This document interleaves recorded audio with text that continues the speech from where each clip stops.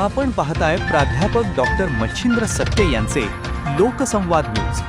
सत्य जे तुमच्या समोर. राज्याच्या राजकारणात पुन्हा एकदा मोठा भूकंप होण्याचे संकेत मिळत आहे.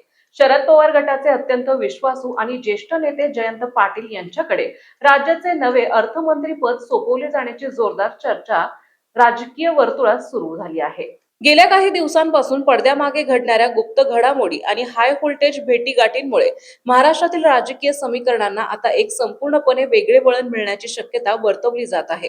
सूत्रांनी दिलेल्या अत्यंत विश्वासार्ह माहितीनुसार भाजपचे ज्येष्ठ नेते विनोद तावडे, राज्याचे मुख्यमंत्री एकनाथ शिंदे तसेच अजित पवार गटाचे नेते प्रफुल्ल पटेल आणि सुनील तटकरे यांच्यात अतिशय महत्त्वपूर्ण चर्चा झाल्याचं समजतंय. विशेष म्हणजे एकनाथ शिंदे यांच्यासोबत झालेल्या सविस्तर चर्चेनंतर अर्थ खाते जयंत पाटलांना देण्याबाबतचा तिढा सुटल्याचं बोललं जात आहे.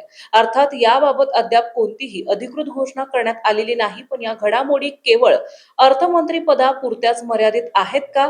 तर नक्कीच नाही. या ऐतिहासिक भेटीगाठीमुळे आता थेट शरद पवार गट आणि अजित पवार गट पुन्हा एकत्र येणार का, या चर्चांना प्रचंड उधाण आलंय. दोन्हीही राष्ट्रवादी काँग्रेसमध्ये पुन्हा सलोखा निर्माण करण्यासाठी पडद्यामागे खूप मोठ्या प्रमाणावर हालचाली सुरू असल्याचा अंदाज राजकीय विश्लेषकांनी वर्तवला आहे.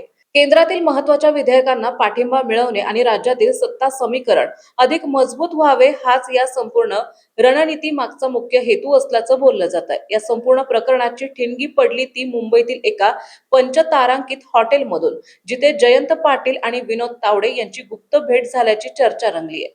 त्यानंतर शरद पवार, एकनाथ शिंदे, प्रफुल्ल पटेल आणि सुनील तटकरे यांच्यातही बैठक झाली.